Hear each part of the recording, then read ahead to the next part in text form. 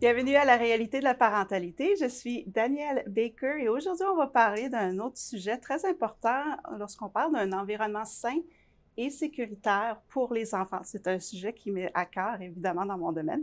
Et mon invité aujourd'hui, j'ai Lisa Anna Palmer, qui, en fait, tu travailles en leadership et tu portes plusieurs chapeaux, tu es Oui, auteur et tout, mais tu travailles aussi avec les enfants. Est-ce que tu peux nous te présenter un peu, nous parler de ce que tu fais, s'il oui, te oui, plaît? bien sûr. Oui, Alors, je suis un coach en oui. leadership, mais j'ai aussi une grande passion pour le leadership développé plus tôt dans la vie, Mhm. alors que les enfants développent leur leadership tôt. Et alors, j'ai fait du travail dans le domaine pour aider spécialement les parents, les éducatrices, les éducateurs à apprendre comment est-ce qu'on peut développer ces habiletés-là, cette conscience-là, Ouais. quand les gens sont jeunes, et puis pour que quand ils deviennent adultes, bon là, ils sont prêts pour la gestion et toutes les belles choses. Oui, c'est vrai, c'est tellement important de Ouais, commencer tôt. On pense que ça vient adulte, mais les enfants, ouais. en fait, moi, j'aime toujours dire qu'ils sont naturellement, ils sont nés des leaders. Tu sais, ils ont l'esprit ouvert, ils sont capables de trouver des solutions assez extraordinaires pour Oui, des... en effet, je suis C'est tellement ça. d'accord parce que Oui. j'ai aussi fait des entrevues à des petits-enfants et je leur demandais, je posais des questions, c'est quoi le leadership? À 8, 9 ans, ils savaient déjà, ils comprenaient déjà c'était quoi. Oui. Alors, oui, c'est très fascinant et je pense que c'est très important aussi. Oui, c'est ça. Puis c'est ce que j'aime aussi, c'est que souvent on dit que les générations plus jeunes ne savent pas trop quoi, mais il faut leur montrer, Oui, il faut le démontrer absolument. par exemple aussi. Puis c'est un peu de ça qu'on va parler. On va passer à la pause et au retour, on va parler de c'est quoi offrir un environnement sécuritaire et sain pour l'enfant, pour qu'il puisse se développer et qu'il puisse apprendre encore mieux. Donc on se revoit après la pause.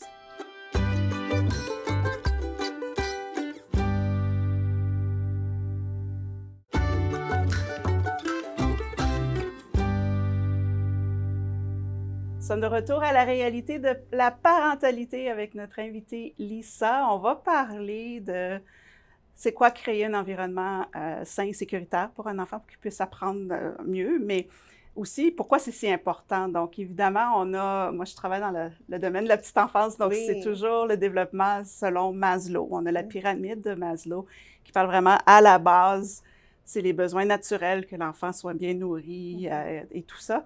Et ensuite, le deuxième palier qui est un environnement sain et sécuritaire. Sans ces deux paliers-là, à la base, l'enfant ne peut pas apprendre parce que son cerveau est en mode de survie, donc il ne peut pas apprendre, il ne se sent pas bien, le cerveau n'est pas capable de faire des résolutions de problèmes. Alors, je voulais parler un peu parce que le leadership, évidemment, un vrai leader qui gère, il faut vraiment qu'il s'assure que les gens se sentent en sécurité, qu'ils se sentent valorisés pour que l'entreprise avance. Mais est-ce que tu peux nous parler de toi particulièrement, tu as la chance de travailler avec un centre qui fait justement ça comme mission de créer un environnement sain et sécuritaire où ce que l'enfant est valorisé pour mieux se développer. Est-ce que tu peux nous en parler un Oui, peu? en effet, c'est un centre qui est basé au Kenya Mhm. et il s'appelle Mustakabali Wetu Our Future, NGO, qui veut dire notre futur Ouais. en Swahili. Et c'est un organisme non gouvernemental qui est basé là. Alors, c'est enregistré au Kenya. Mhm. Et je suis cofondatrice, Ouais. coprésidente avec une famille de mon... j'avais un ami là-bas, il avait 35 ans et malheureusement, il est décédé maintenant, mais j'ai continué son travail avec sa famille Mhm. à pouvoir aider. On a présentement 16 enfants. À peu près à moitié, ils sont orphelins. L'autre moitié, c'est des enfants dans des familles monoparentales et où il y a beaucoup d'enfants. Et alors, ils ne pourraient pas avoir accès à la nourriture, la nutrition, à l'école. Et aussi, on met l'emphase sur le leadership pour les jeunes. Ouais. Et je pense que c'est important parce que pour eux, vraiment, là, la santé et sécurité, c'est quelque chose qui vit tous les jours parce que Ouais. avant que Jeffrey les aide à les sortir des rues de Mogotio, où ils vivaient, ces enfants-là, il n'y avait pas de nutrition. Mhm. Ils mangeaient peut-être une fois à chaque 2 jours. Il n'y avait pas accès à l'école. Et ce qui arrive, c'est que alors, ils vont sur les rues, ils essaient de ramasser du recyclage pour avoir quelques sous ici et là, ils mangent ce qu'ils trouvent. Ouais. Et aussi, ça les rend vulnérables à d'autres choses qui sont moins intéressantes, qui mettent leur vie en danger, en effet. Ouais. Alors, nous autres, c'est pour ça qu'on veut s'assurer qu'il y a au moins la nourriture, au moins une place à aller pour se sentir sécure avec des adultes qui peuvent les garder et aussi avoir accès à l'éducation, que pour eux, la nutrition et l'éducation, ça va ensemble. Parce que quand ils vont à l'école, ils ont accès au repas. Alors, c'est intéressant de voir. Maintenant, ça fait peut-être 3 ans que je travaille avec eux, de voir leur développement, comment ils sont en train de s'épanouir.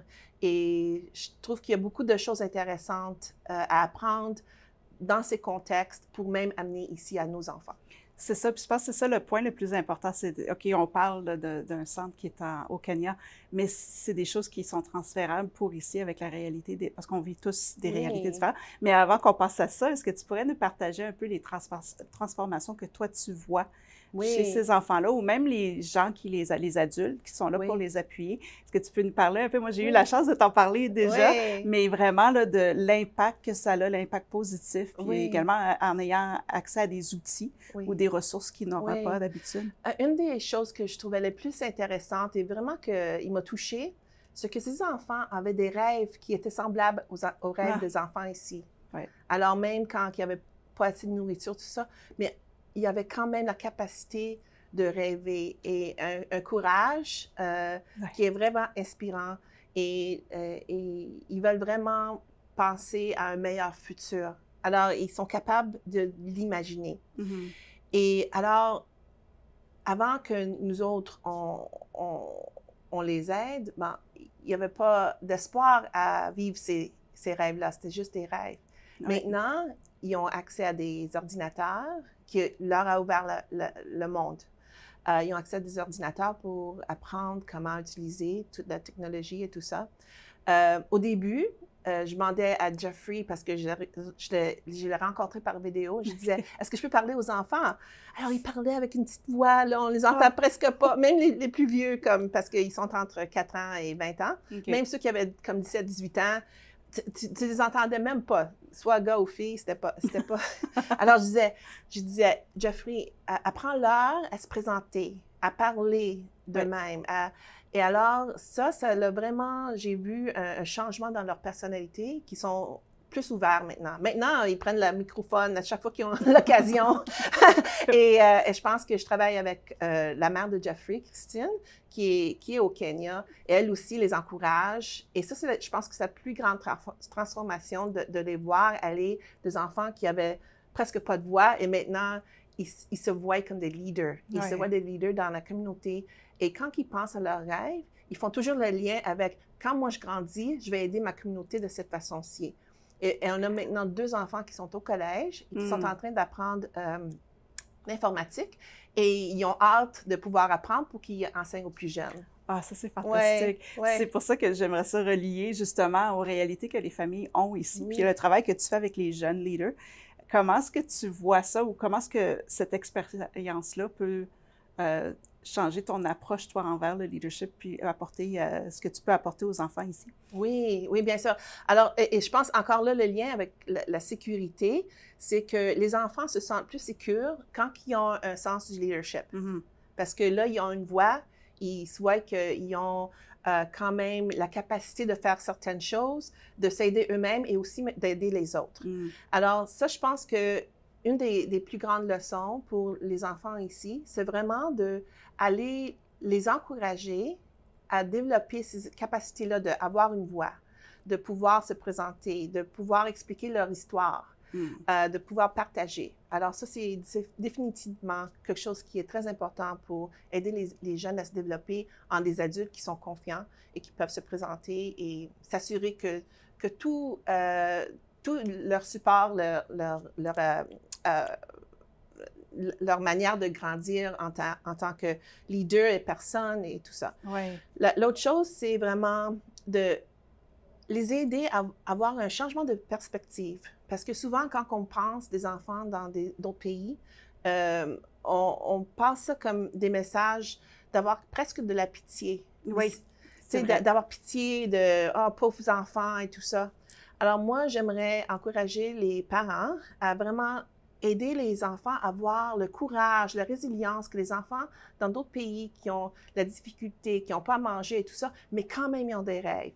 Quand même ils s'organisent pour devenir une meilleure version d'eux-mêmes. Et quand même, ils essaient de chercher leur voie, de se présenter et tout ça. Ouais. Et je pense que ça donne de l'inspiration pour nos enfants qui maintenant, ils vivent des temps difficiles, ils entendent toutes sortes de choses dans le monde qui n'ont pas de contrôle. Alors, on peut leur dire, regardez les petits-enfants qui ont beaucoup moins que nous en termes de matériaux, mais quand même, ils sont capables. Quand même, ils vont réussir et toi aussi, tu vas réussir. Ah, c'est tellement important. Puis aussi, au niveau de l'éducation, parce que moi, c'est dans le domaine où je suis, on passe tellement d'enfants sur le curriculum, la pédagogie, il faut apprendre ça, ça et ça, mais de prendre le temps de leur expliquer justement le leadership, d'impliquer ça dans les leçons pour qu'ils puissent avoir cette confiance-là, qu'ils puissent trouver leur voie. C'est quelque chose de très intéressant. Donc, on va passer à une courte pause et au retour, on va élaborer encore plus sur le sujet de l'importance de créer des moments comme ça, des endroits sécuritaires et sains pour les enfants, pour leur éducation. On se revoit après la pause.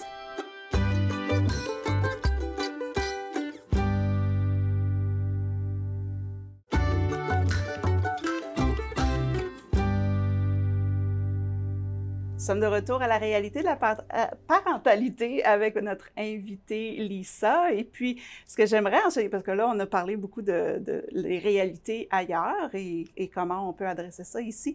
Mais est-ce que tu pourrais élaborer, parce que moi, je crois vraiment, puis je sais que tu partages la même mission ou la même philosophie, que on peut changer le monde en commençant avec notre enfant. Donc, est-ce que tu pourrais, de ce que tu vois avec le centre au Kenya et avec le travail que tu fais ici avec les jeunes sur le leadership, est-ce que tu pourrais nous dire un peu, comme parents, qu'est-ce qu'on peut apporter à nos enfants ou quelle philosophie est-ce qu'on peut commencer à inculquer en eux qui pourrait les aider là, à être plus ouverts avec tout avec quoi ils ont accès ici? Oui, bien, je pense qu'on peut être des modèles, premièrement, et s'informer nous-mêmes.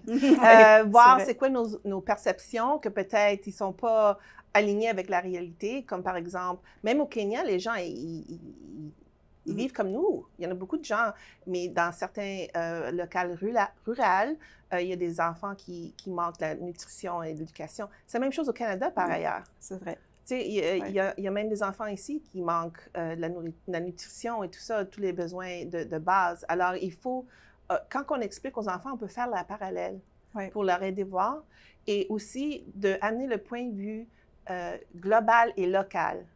Alors, souvent, maintenant, on entend aussi aux nouvelles tout ça, il faut se concentrer sur les gens de notre pays et tout ça. On peut se concentrer sur les deux. Les enfants dans d'autres pays sont importants aussi. Et on ne sait jamais qu'un jour, si moi, je m'en vais au Kenya en safari, un des enfants que j'ai aidé, là, il est docteur parce qu'il y a un lion qui me court après, là, je vais être contre. Tu sais, il y a de la réciprocité. Et je pense que c'est là qu'on peut expliquer, on est égal en tant qu'être humain. Nous autres, on a certaines possibilités qu'on peut aider les autres. Et alors, en tant que leader, à n'importe quel âge, comme moi, j'ai un petit neveu, une petite nièce qui ont 9 ans et 11 ans. Eux autres, ils m'aident toujours quand on fait des levées de fonds, n'importe quoi. Alors, je pense que ce type d'expérience-là est important. Quand vous pratiquez de la bienveillance, assurez-vous d'impliquer vos enfants, même s'ils ont 5 ans, 6 ans. Et ça leur donne une perspective que, tu sais, ils ont du pouvoir, qu'ils peuvent aider les autres. Et ça leur donne aussi de la confiance. Oui. Et ça les rend plus sécures parce qu'ils disent, OK, la philosophie que, oui, il y a toujours des choses dans le monde qu'on ne peut pas contrôler, mais on peut contrôler notre propre comportement et on peut contrôler comme nous, on aide les autres. C'est tellement important ça. Puis aussi de voir si moi, je suis capable d'aider quelqu'un d'autre. C'est-à-dire qu'il y a quelqu'un qui peut m'aider aussi. Absolument. Donc, il y a la valorisation, mais il y a aussi ce sens de je ne suis pas seule, je ne suis pas, comment je pourrais dire, je ne suis pas capable d'aider ou, tu sais, c'est ça que c'est vraiment... je pense que c'est important, ça, Daniel, que tu as mentionné ça, parce que maintenant, il y a beaucoup de gens qui se sentent seuls, même des leaders, d'ailleurs. Oui, c'est vrai. Des enfants, tu sais, on voit toutes les statistiques sur ça, et je pense que si on veut les aider à sortir de cette mentalité-là, de vraiment les aider à voir les autres, et que quand on aide les autres, et aussi même leur montrer d'avoir de la gratitude quand les autres nous aident. Et ça, je pense que c'est une leçon qui est très importante, que moi aussi, j'apprends beaucoup de leçons en aidant ces enfants. Oui. Ils m'aident aussi à apprendre. Oui. Et je vois comment ils ont beaucoup de gratitude. Ils apprécient le monde. Ils ne prennent pas pour acquis l'école. Tu sais, souvent, je pense, tu sais, je me souviens quand j'étais petite, je priais d'avoir une journée de congé pour la neige, toutes ces choses. Tu sais, et même maintenant, tu sais, moi j'ai un grand garçon, il a 23 ans, là, mais je me souvenais, j'ai hâte au congé. Ces enfants-là, ils ont hâte à l'école. Oui, c'est vrai. C'est très intéressant en termes de perspective. Oui, c'est vrai. Puis, moi, c'est une autre chose aussi avec le travail, surtout depuis les 5 dernières années, c'est que nos enfants ont accès au monde maintenant. Oui. Le village s'est élargi, Oui. c'est global. Donc, comme tu disais tout à l'heure, oui, on doit vraiment incorporer les deux, local et global, Oui. parce que tout ce qu'on fait ici, ça a un impact sur tout le monde. Oui. Et puis, les jeunes, maintenant, on a besoin d'un leadership différent. Oui. La vieille façon de gérer, Oui. ça ne fonctionne pas. Évidemment, on Oui. le voit et nos enfants doivent prendre cette relève-là. Comme tu disais, montrer l'exemple, c'est tellement important. Est-ce que tu pourrais nous donner peut-être ce que tu vois, surtout qu'avec l'éducation, avec le centre là-bas, qu'est-ce que les écoles pourraient prendre en considération ici qui pourrait aider à valoriser les enfants dans leurs décisions, dans leur participation, dans leur contribution? Est-ce que tu aurais peut-être... Oui, je pense que la première chose, c'est de vraiment rester à l'écoute, de leur poser des questions. À place de leur dire quoi faire, c'est de leur demander de quoi tu rêves et de les encourager. Parce que souvent, j'ai entendu des histoires à dire « Ah, j'ai dit ça et soit mon professeur ou même ma mère m'a dit « Ah, mais ça, c'est pas réaliste. » Alors ça, je dis non, on continue avec le rêve, on les aide, on leur donne de l'encadrement et tout ça, mais qui sommes-nous à juger les rêves des autres, même si c'est notre enfant? Et peut-être on peut les aider à donner des avis, comment, tu sais, si tu vas être artiste, ben assure-toi de quand même savoir comment faire de la comptabilité. Même coach, tu sais. Mais alors, c'est de vraiment de construire un espace sauf pour que les enfants puissent penser, avoir de la réflexion, penser du futur, avoir des visions et de leur donner de l'espoir. Je pense que l'espoir, c'est quelque chose vraiment qui manque maintenant dans beaucoup de situations qu'on fait face ces jours-ci. Et je pense qu'en tant que parent, en tant qu'éducateur, en tant que leader, je pense qu'on a une responsabilité de créer des situations où que les enfants peuvent avoir de l'espoir. Ouais. Et ça, je pense que ça va aider parce que ça va leur rendre, ils vont se sentir plus sécures. Et là, ça répond à ce que tu avais dit avec la pyramide de Maslow. Ouais. Quand les enfants se sentent plus sécures, qui ont de l'espoir, tu sais, c'est pas toute la fin du monde, là, parce qu'il y en a qui parlent comme ça. Non, il y a de l'espoir. En tant qu'on est ici, il y a de l'espoir. Tu peux être un leader, tu peux prendre des décisions, tu peux pas contrôler tout le monde, mais tu peux contrôler toi, qu'est-ce que tu fais. Ouais. Ça, c'est tellement important parce que quand on parle d'un environnement sain et sécuritaire, on pense vraiment physique, mais il y a aussi l'aspect psychologique et émotionnel. Et puis, ce que tu viens de mentionner, ça touche vraiment à ça. Ils se sentent en sécurité de partager leurs idées, de partager leurs rêves. C'est vraiment important. Mais on va prendre une courte pause. Je pourrais parler de ça longtemps. On va prendre une courte pause et au retour, on va tout englober ça. On se reparle bientôt.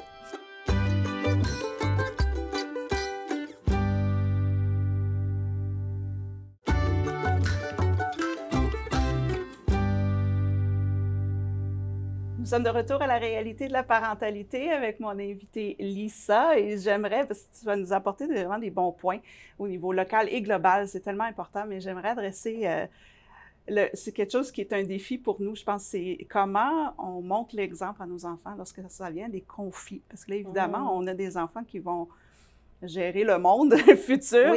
Comment est-ce qu'on peut les aider ou les appuyer lorsque ça devient à des moments plus difficiles ou ce qu'ils doivent être capables de gérer ça? Oui. Alors, une des premières choses, c'est vraiment de leur aider à gérer leurs émotions. Parce qu'ils vont trouver des gens qui vont leur faire sentir pas à l'aise, enragés, toutes ces choses-là. Alors, vraiment, je pense que c'est important qu'ils apprennent à propos de leurs émotions et comment les gérer. Ça, c'est super important. Ensuite, de leur donner des informations pour qu'ils savent comment avoir accès à certaines ressources qui peuvent les aider et bien sûr, avoir une conversation continue avec eux. Et puis, ça, je pense que c'est important parce que ça leur donne l'idée qu'ils ne sont pas seuls, il y a des ressources. Il y a d'autres enfants qui ont la même expérience, même des adultes et tout ça. Alors, bien sûr, il faut qu'ils parlent au niveau approprié pour l'âge de l'enfant, mais je pense que cette idée-là de les équiper pour qu'ils puissent se sentir mieux dans des situations de conflit et aussi comment gérer certaines choses. Donner des exemples. OK, aujourd'hui, maman est allée au magasin, il y a eu un petit conflit, c'est comme ça que je me suis... je me suis comportée. Ouais. OK? Alors, donner des exemples comme ça. Ensuite, il y a des outils qui sont disponibles à tous les enfants, des livres. Ouais. Alors, quand on raconte, on donne des contes aux enfants et tout ça, de passer à travers, mais pas juste lire, mais expliquer. Alors, tu peux leur poser des questions. Ah, vois-tu, il y a un petit conflit ici, qu'est-ce qui se passe? Ah, ouais. Comment est-ce que la personne s'est comportée? Comment est-ce qu'ils ont été un leader? Comment peut-être qu'ils auraient pu faire mieux? Alors, c'est d'avoir ces conversations-là pour que les enfants, ils puissent comprendre et vraiment avoir accès à eux-mêmes, leur propre réflexion. Comment est-ce qu'ils se comporteraient? On pourrait leur demander, toi, est-ce que tu aurais fait la même chose? Qu'est-ce que tu aurais fait de différent et tout ça? Ouais. Alors, je pense que c'est de vraiment aider les enfants à avoir diverses perspectives. Le conflit, ça fait partie de la vie. C'est ça. Alors, je pense que ça, c'est un message clé. Ça fait partie de la vie. Et encore là, on ne peut pas contrôler les autres, mais on peut contrôler nous-mêmes, comment on se comporte, comment on gère nos émotions et notre réponse. C'est vrai, c'est un très bon point. Puis surtout aussi, au niveau, quand on parle au niveau global, c'est qu'on ne comprend pas nécessairement la façon que les gens vont réagir, on ne comprend pas leur historique, ce qu'ils peut-être sont en train de vivre. Donc, en montrant l'exemple de dire, moi-même, comme maman, je ne me suis pas bien comportée, ou, tu sais, de voir un adulte qui s'enrage, puis ensuite, au lieu des fois, on essaie de tout simplement, j'ai rien vu, mais dans ce cas-là, de leur montrer, ça peut être important aussi. Oui, d'encourager la curiosité. Ah, qu'est-ce qui se passe? C'est de peut-être avoir comme une analyse du cas pour leur aider à comprendre comment ils pourraient... différentes options qui sont disponibles pour eux. C'est ça, pour éviter le jugement, qui est peut-être pas...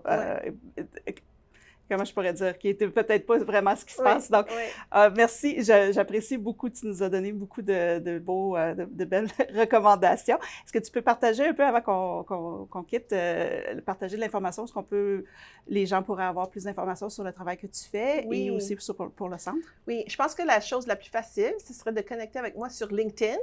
C'est Lisa Anna Palmer. Lisa, L-I-S-A, Anna, A-N-N-A, Palmer. Je suis la seule jusqu'à date.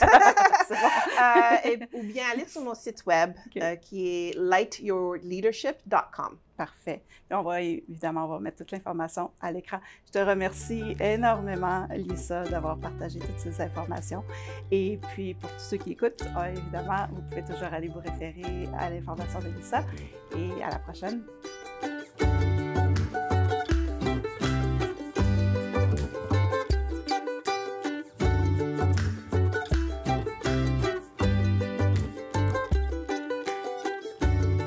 Nos vies modernes sont trop actives. Nous sommes surchargés de la vie moderne. Avec le travail, les enfants, garderie avant l'école, garderie après l'école, les activités des enfants. Puis qu'est-ce qu'on fait? On prend les repas d'emporter. Ça ne nourrit pas le cerveau, ni pas le corps, ni pas donne l'énergie. C'est ça qui arrive. Puis après ça, qu'est-ce qu'on fait souvent pour le temps que nos enfants, pour presque sages, calmes, tranquilles, nous sommes avant des écrans. Les écrans. Des écrans.